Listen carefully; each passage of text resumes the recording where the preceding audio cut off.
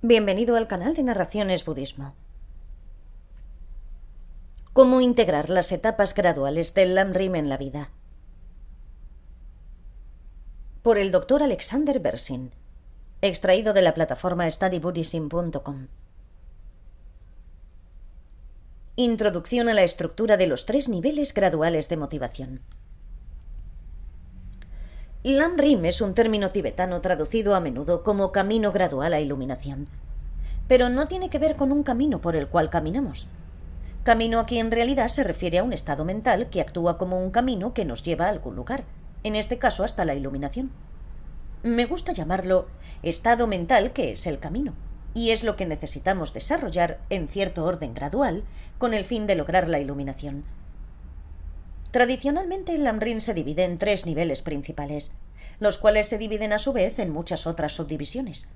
El Lamrim presenta estados mentales progresivamente expansivos, cada uno de los cuales engloba un esquema mental más grande.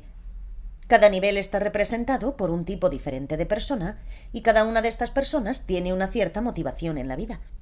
Tratamos de desarrollarnos de forma progresiva para convertirnos en aquellos tipos de personas con los esquemas mentales motivadores que son relevantes. No estoy usando aquí la palabra motivación de forma simplista, porque en el budismo la discusión sobre la motivación tiene que ver con los esquemas mentales motivadores que constan de 2 partes. Una parte es la meta que tenemos en la vida. La otra parte es la que nosotros, los occidentales, normalmente consideramos motivación, la cual incluye el trasfondo emocional que nos conduce a dicha meta. Cada uno de estos 3 niveles del Lamrim se construye encima de otro, y antes de otro, siendo así acumulativos. Esto significa que primero desarrollamos el primer nivel de motivación, después tenemos el primero y el segundo juntos. Cuando alcanzamos el segundo nivel, no nos olvidamos simplemente del primer nivel. Finalmente combinamos los 3. En verdad es crucial que nos desarrollemos meditando mediante el cultivo de los 3 niveles en su orden específico. Si nos saltamos uno, nos faltará ese estado mental deseado. Con una motivación del nivel inicial, nuestro objetivo es mejorar los futuros renacimientos. La emoción motivadora es que sentimos determinación de evitar que suceda. De ninguna manera queremos tener peores renacimientos. Con una motivación del nivel intermedio, nuestro objetivo es la liberación completa del renacimiento incontrolablemente recurrente. La emoción motivadora detrás de esto es que estamos totalmente aburridos de todo el sufrimiento que conlleva y ya tuvimos suficiente. Esto a menudo se traduce como renuncia, la determinación de estar libres de todo esto. Esto, naturalmente, implica la voluntad de abandonar realmente nuestro sufrimiento. Con un nivel avanzado, motivado por el amor, la compasión y el anhelo de la bodhicitta, nuestra meta es la completa iluminación. Pensamos en todos los demás seres, cómo sufren y tienen problemas igual que nosotros. Por lo tanto, deseamos lograr la iluminación con el fin de ser totalmente capaces de ayudarlos también a superar sus sufrimientos. Historia personal de cómo estudié el camino gradual del Lamrim. Para introducir este tema lo relacionaré un poco con mi propia historia personal sobre cómo llegué a estudiar el Lamrim. Me topé con este tema por primera vez en 1968, cuando estudiaba tibetano en la escuela de posgrado de la Universidad de Harvard. Como parte del curso, leímos unas cuantas páginas del largo texto del Lamrim de Tsongkhapa, el Lamrim Chenmo, gran presentación del camino gradual hacia la iluminación.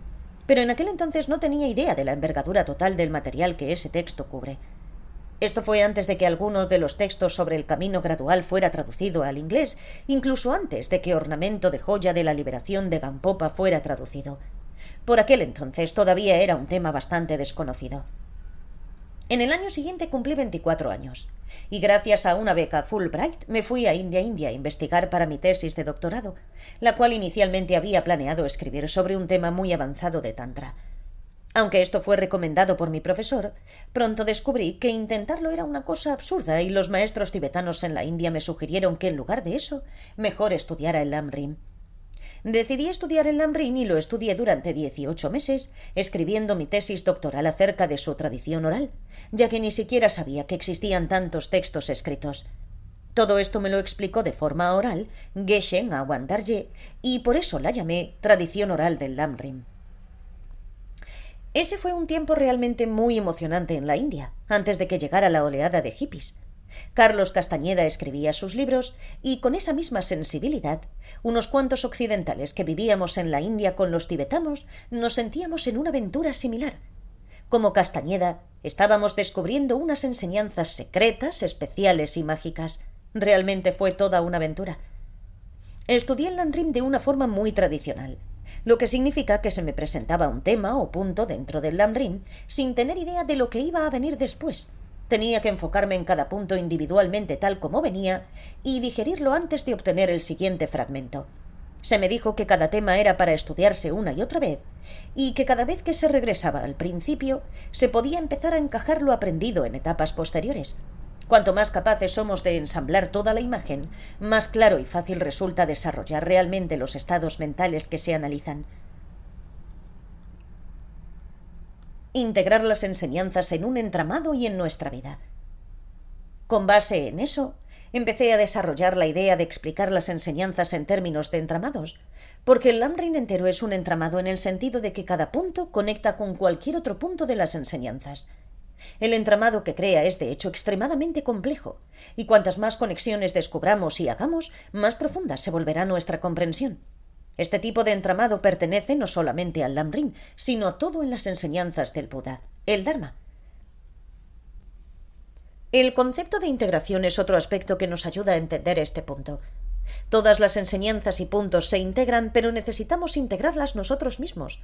Y no solamente integramos las enseñanzas entre ellas, sino que de hecho tenemos que integrarlas con todos los diferentes aspectos de nosotros y de nuestra vida. El concepto de entramado se aplica aquí otra vez, porque todos los puntos en el Lamrim necesitan conectarse con todos los diferentes aspectos de nuestra vida. Cuando hemos conseguido hacerlo, hemos realmente integrado el Dharma en nuestro interior. Dharma Light.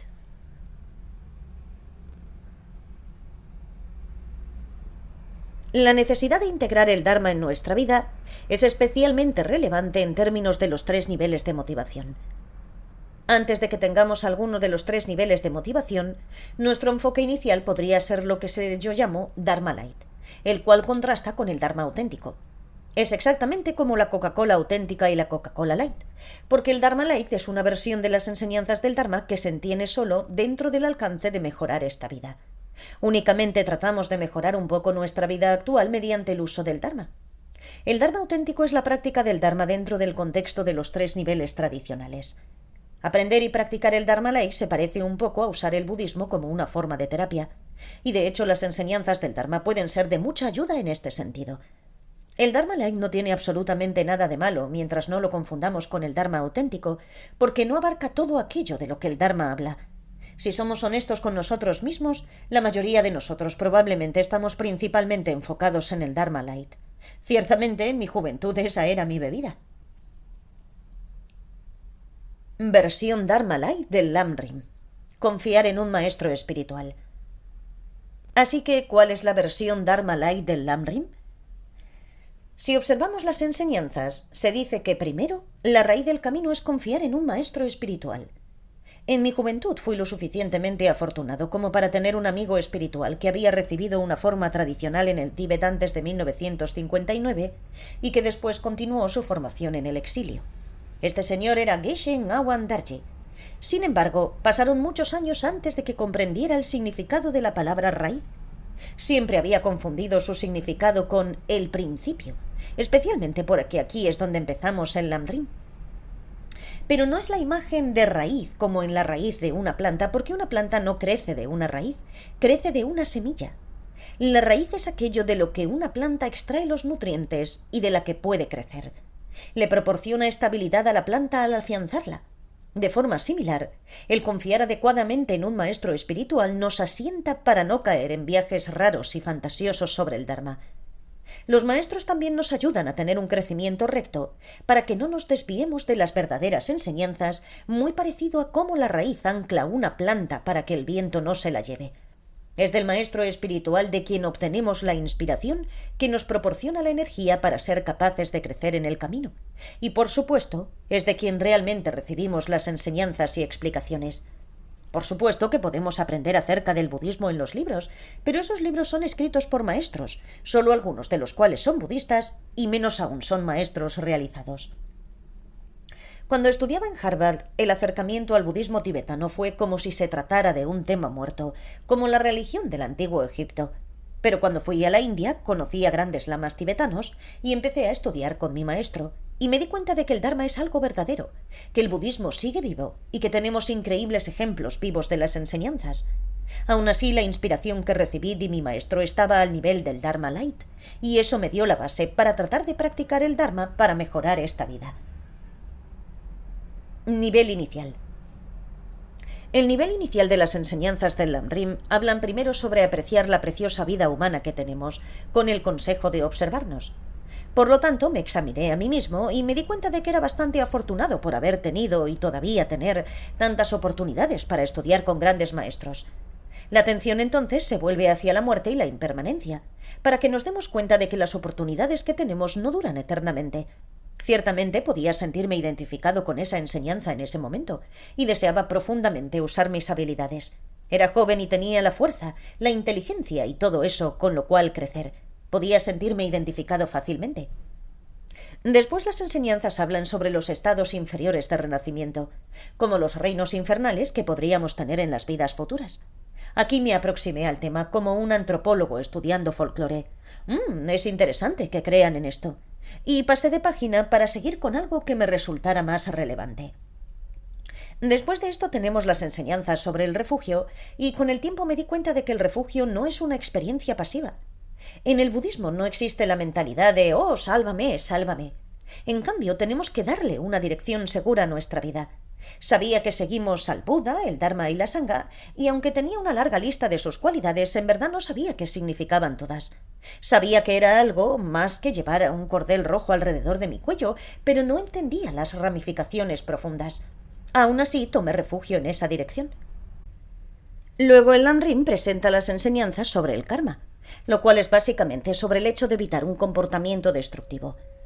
Aunque fue presentado en términos de evitar un comportamiento destructivo con el fin de evitar peores renacimientos en el futuro, ese no era un gancho comercial potente.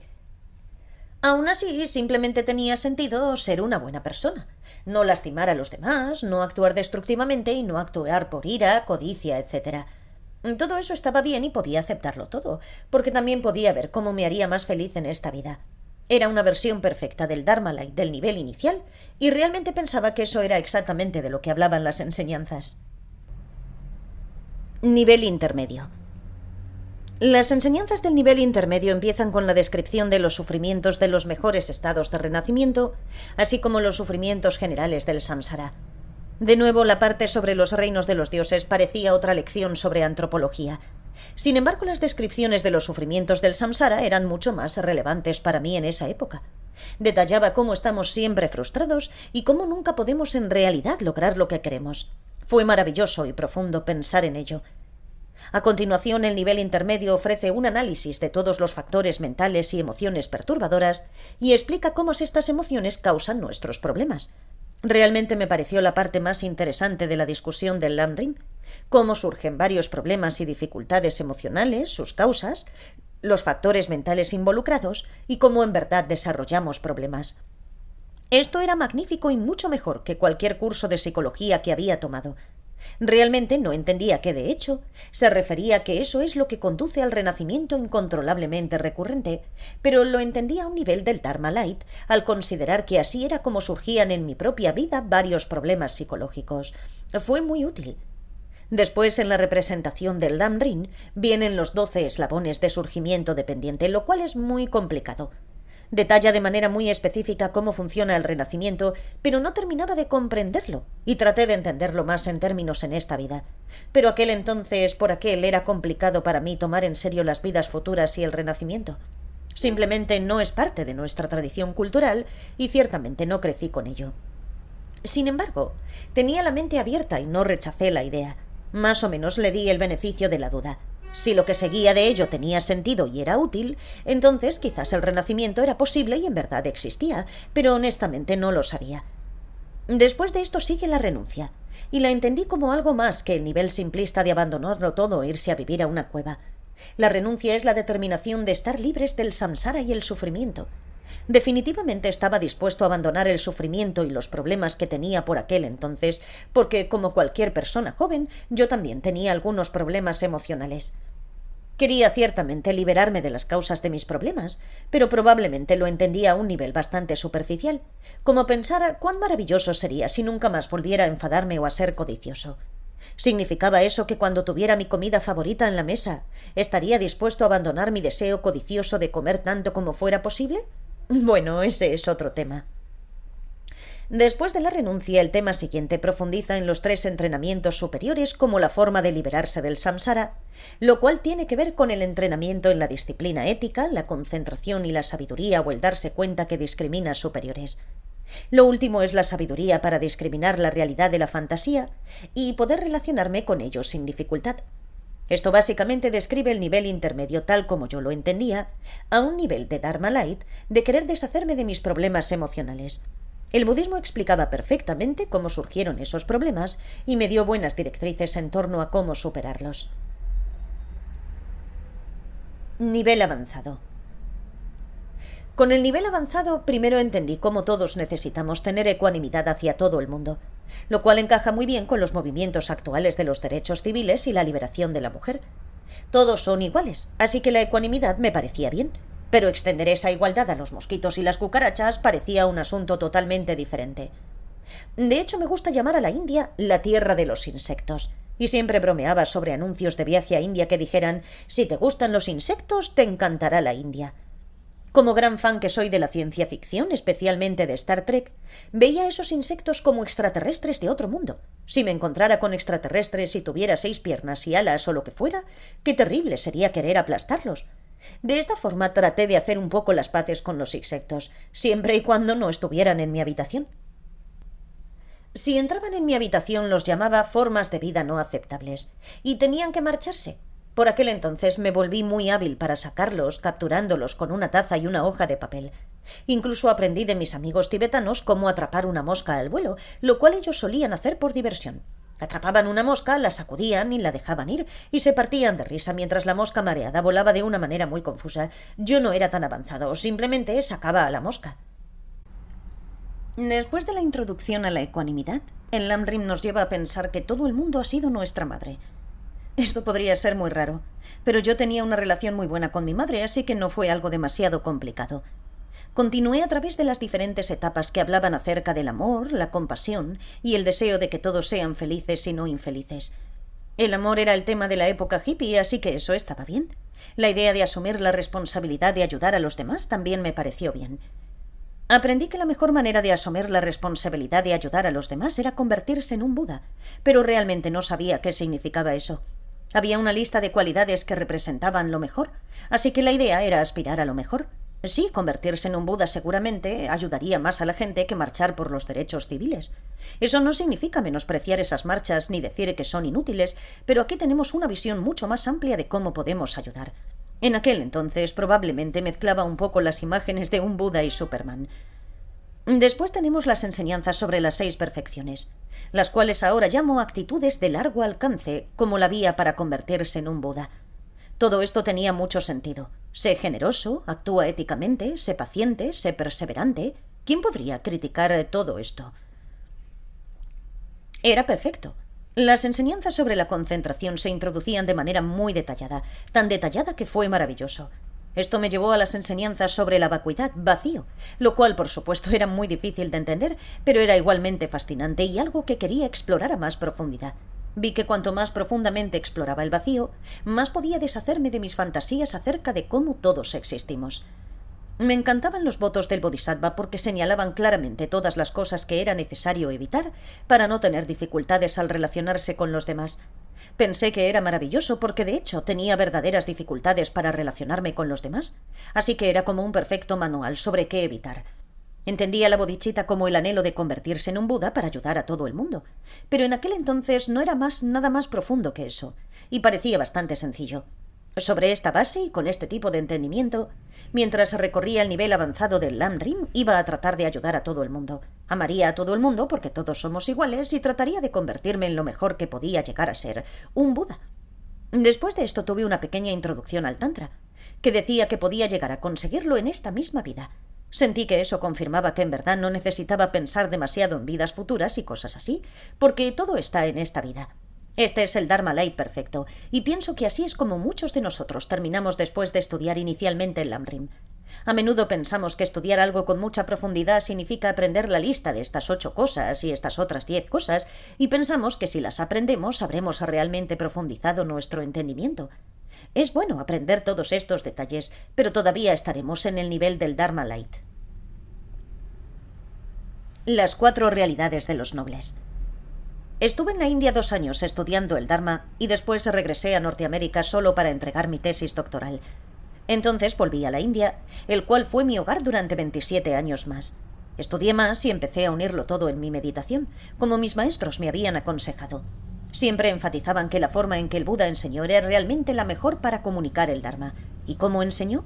El Buda enseñó las 4 realidades de los nobles y enseñó con la estructura de las 4 realidades de los nobles.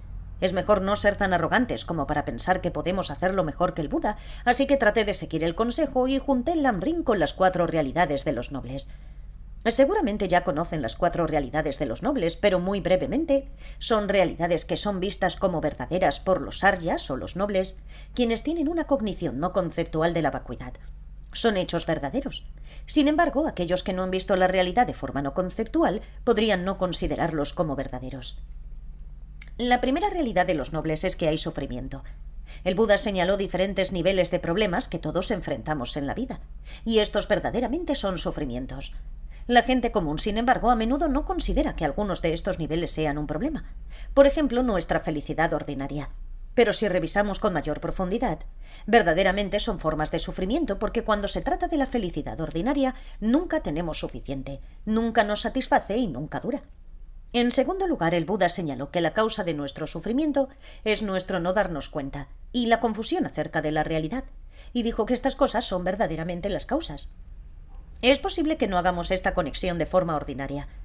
En la tercera realidad de los nobles, señaló que es posible tener una detención verdadera de nuestro sufrimiento, lo cual a menudo se traduce como cesación.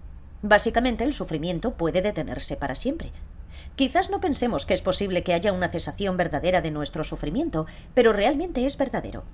Por último, con la cuarta realidad de los nobles, el Buda explicó el estado mental que es el camino, mismo que si lo seguimos y desarrollamos, verdaderamente se deshará del sufrimiento y sus causas. Realmente podrá producir una verdadera detención de todo esto. Estas son las 4 realidades de los nobles explicadas de forma sencilla.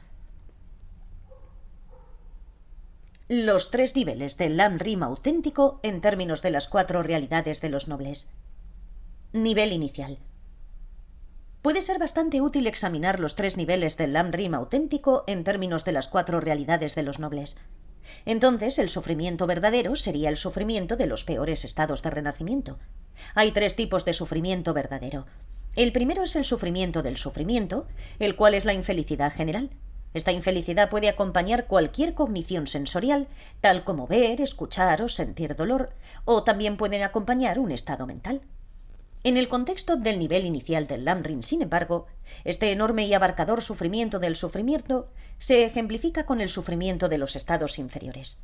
La causa del sufrimiento de tales renacimientos es el hecho de actuar destructivamente, y su cesación verdadera sería no volver a tener peores renacimientos más, sino simplemente renacimientos mejores. La vía verdadera que conduce a dicha cesación es el refugio, darle una dirección segura a nuestra vida. Además, el estado mental, que es el camino, sería seguir las enseñanzas del Dharma y los ejemplos reales del Buda y la Sangha Arya de evitar el comportamiento destructivo. Esto integra el nivel inicial con las 4 realidades de los nobles. Estudiamos y aprendemos que la causa verdadera de las emociones perturbadoras y la conducta destructiva compulsiva es el no darse cuenta de las leyes del karma, causa y efecto conductual, subyacente. Al entender eso, ejercitamos el autocontrol cuando tenemos ganas de actuar bajo la influencia del enojo, la codicia o lo que sea, y no lo llevamos a cabo. Por ejemplo, quizás aún me enoje con alguien, pero cerraré la boca y no gritaré ni diré algo desagradable porque entiendo que si lo hago, solo causaré más infelicidad y problemas. Este es un entendimiento más profundo del nivel inicial que la versión del Dharma Light. Nivel intermedio. Después tenemos el nivel intermedio, el cual está relacionado con los otros dos tipos de sufrimiento que el Buda enseñó.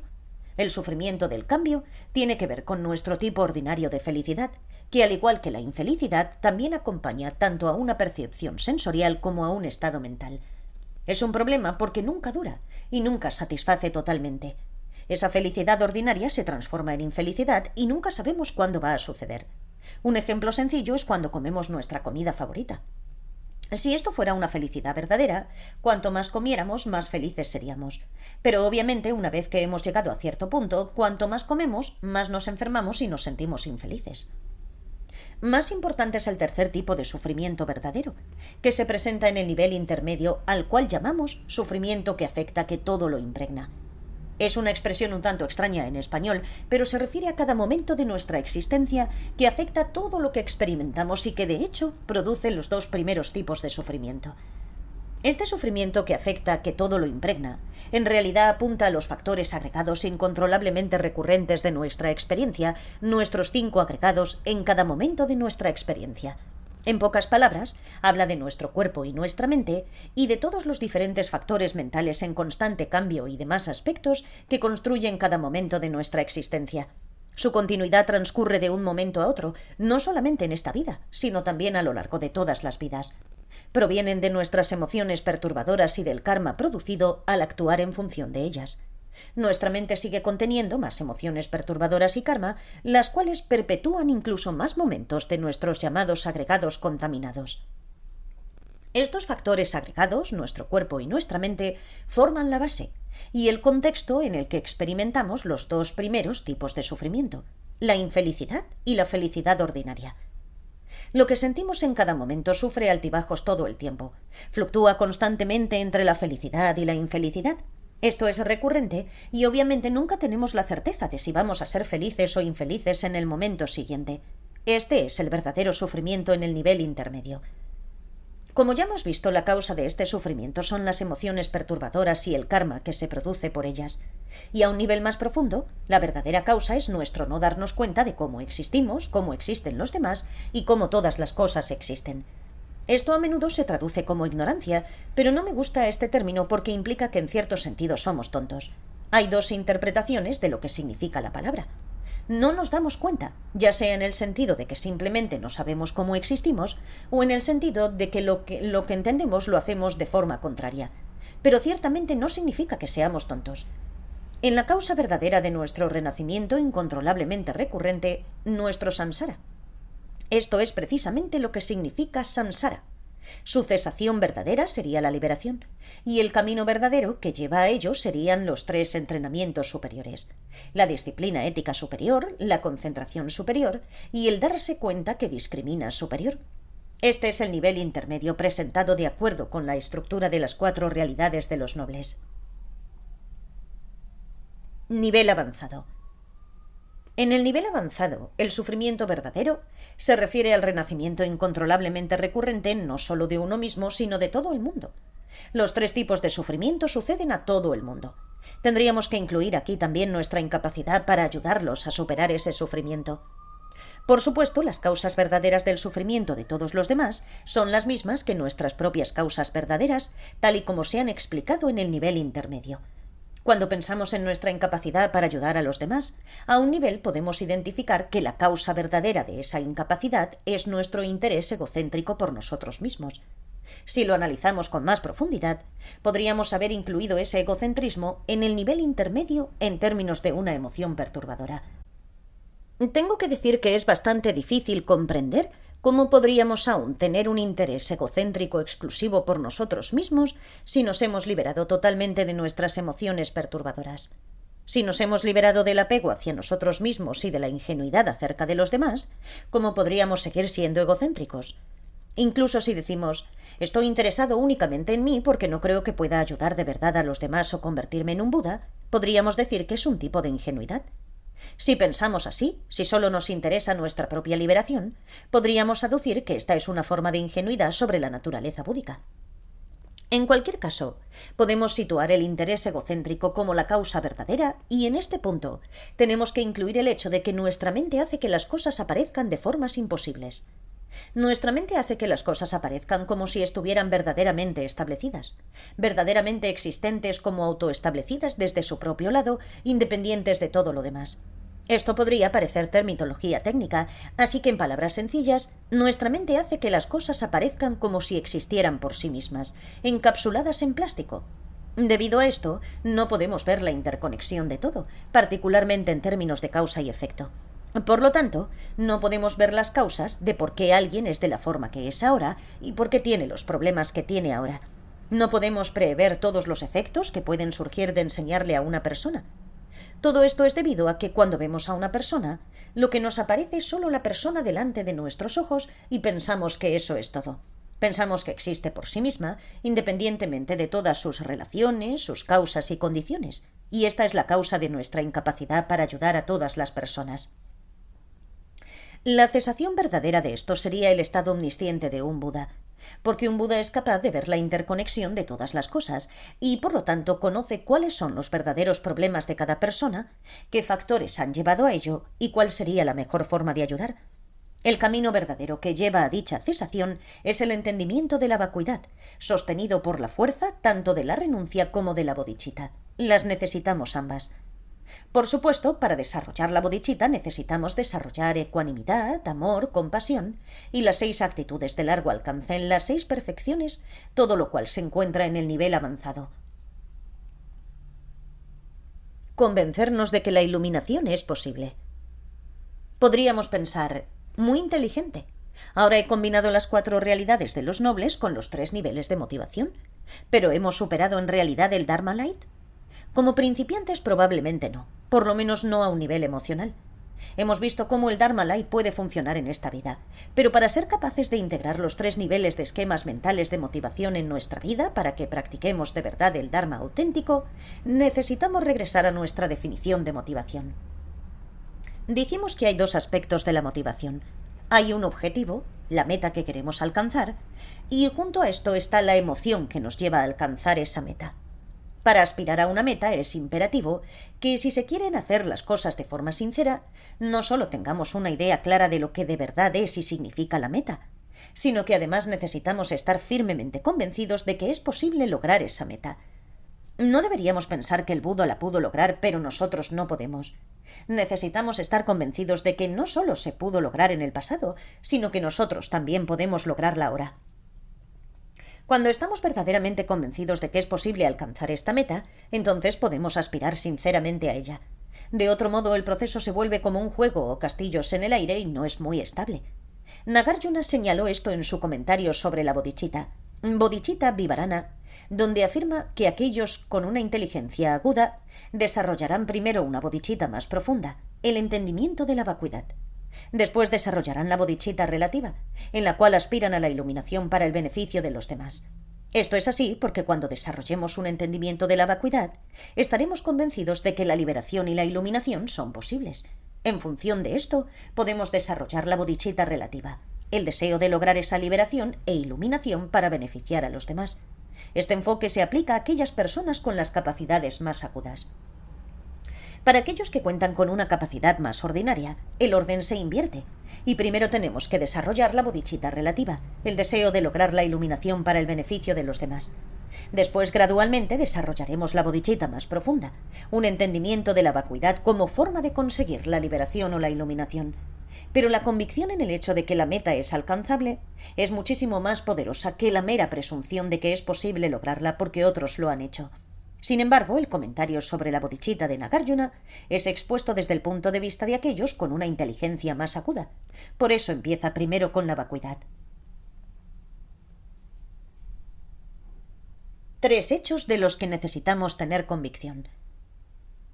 Para ser verdaderamente capaces de practicar el Dharma auténtico, necesitamos de hecho tener convicción en 3 puntos. En el nivel inicial necesitamos convencernos de que el renacimiento existe, lo cual significa entender que la continuidad mental que tenemos no tiene principio ni final. Con base en esta convicción, aspiramos a tener mejores renacimientos futuros. Esta continuidad mental va a seguir existiendo, estamos totalmente convencidos de ello. Y ciertamente no queremos experimentar los sufrimientos de los peores estados de renacimiento, ni tener bloqueos para hacer más progreso espiritual durante muchísimo tiempo. En el nivel intermedio, primero que nada, necesitamos estar totalmente convencidos de que la liberación es posible, lo cual significa entender que puede haber una cesación verdadera del no darse cuenta, las emociones perturbadoras y el karma. Esto significa tener convicción en la tercera realidad de los nobles. Para conseguirlo, necesitamos estar convencidos de la pureza natural de nuestra continuidad mental, que por naturaleza no está manchada por el no darse cuenta, las emociones perturbadoras y demás. En el nivel avanzado necesitamos estar convencidos de que la iluminación es posible. En otras palabras, que es posible deshacernos de nuestro proceso de creación de apariencias engañosas. Esta también es una mancha temporal. Crear apariencias de formas imposibles de existencia no forma parte de la naturaleza de la mente. La continuidad mental es pura o está libre de eso también. Entusiasmarnos mediante el entendimiento de la naturaleza búdica. Para realmente internalizar e integrar los tres niveles en el ámbito del Dharma auténtico, esto es en lo que necesitamos trabajar. Necesitamos esta convicción firme en que es posible alcanzar las tres metas del Lamrim y que nosotros podemos lograrlas. Cuando se piensa acerca de esto, hemos explicado las enseñanzas sobre la naturaleza búdica, es decir, los factores que todas las continuidades mentales contienen que permiten la iluminación. Estos factores incluyen las cualidades positivas de la mente, nuestra fuerza y entendimientos positivos, así como la pureza natural e inmaculada de la mente. Gampopa empieza con este tema en su texto Ornamento de joyas de la liberación, porque la naturaleza de Buda es lo que permite todo este proceso. Señala la importancia de entender esto al principio, con el fin de realmente desarrollar a un nivel sincero los consecutivos estados mentales que son el camino. Ciertamente, entender la naturaleza búdica nos da entusiasmo. Por lo tanto, necesitamos estar convencidos de ella. Esto es de lo que hablaba Nagarjuna y notablemente el conducto de la inspiración es, por supuesto, el Guru, nuestro maestro espiritual. En resumen, las enseñanzas del Lamrim nos proporcionan un mapa que nos muestra cómo llegar desde donde estamos hasta la completa iluminación con pasos graduales. La mayoría de nosotros, incluso antes de tomar ese primer paso, empezaremos a un nivel de Dharma Light, con el cual buscamos usar las enseñanzas budistas para mejorar esta vida presente. No hay absolutamente nada de malo en ello, porque es muy natural que queramos mejorar nuestra vida. Sin embargo, no deberíamos confundir el Dharma Light con el Dharma auténtico, que como mínimo se refiere al bienestar de nuestras vidas futuras. Empezando sobre esta base del Dharma auténtico, poco a poco podemos empezar a trabajar a través de los pasos según se establecen, hasta que nos convertamos en un Buda y podamos realmente beneficiar a los demás. Transcripción de un seminario, Morelia, México, octubre de 2018. Gracias por escuchar.